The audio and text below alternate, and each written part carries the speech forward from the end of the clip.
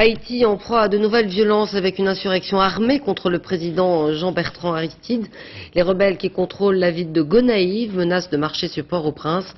Le risque est réel et ils menacent très sérieusement le pouvoir en place. Explication Claude Sampère. Il est toujours encadré par de très nombreux gardes du corps. Cet homme, avec son chapeau, sa machette et ses lunettes, c'est le chef des rebelles qui défie le pouvoir en Haïti depuis une dizaine de jours. Nous allons continuer à résister ici, ensuite nous marcherons sur la capitale. Depuis une semaine, les insurgés tiennent la ville des Gonaïves au nord d'Haïti. Une ville de 200 000 habitants qui avait été la première à se soulever contre la dictature des Duvalier, père et fils, au début des années 90. Aujourd'hui, les rebelles veulent le départ de l'homme qui a succédé au Duvalier, le père Jean-Bertrand Aristide, le premier président élu démocratiquement en Haïti. Un ancien curé des pauvres accusé de corruption aujourd'hui par les rebelles et une partie du peuple.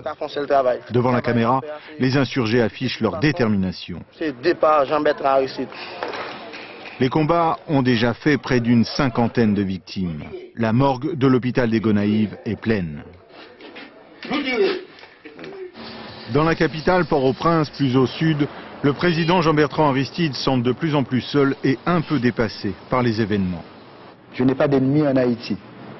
J'ai des opposants qui peuvent se considérer comme ennemis, mais ils ne sont pas mes ennemis. Aujourd'hui, les rebelles du Nord viennent de recevoir le soutien de 2 groupes paramilitaires importants. En clair, ils se renforcent et ils pourraient prochainement lancer leur offensive sur la capitale. Cet après-midi, plusieurs milliers d'opposants ont manifesté pacifiquement à Port-au-Prince. Mais la situation peut désormais basculer à tout moment.